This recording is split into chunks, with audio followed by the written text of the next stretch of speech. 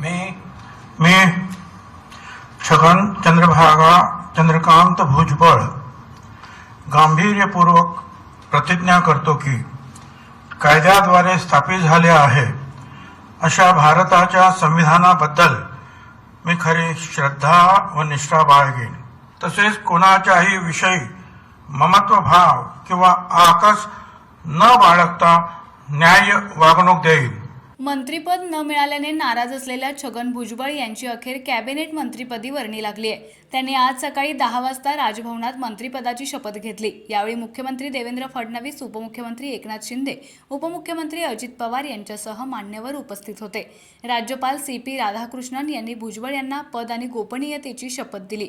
बीडमधील संतोष देशमुख यांच्या हत्या प्रकरणामुळे धनंजय मुंडे यांना आपल्या मंत्रिपदाचा राजीनामा द्यावा लागला होता। तेव्हापासूनच भुजबळ यांना पुन्हा मंत्रिपद दिले जाणार अशी चर्चा होती। अखेर आज ही चर्चा खरी ठरली असून भुजबळ यांना अन्न व नागरी पुरवठा खात्याची जबाबदारी मिळण्याची शक्यता आहे।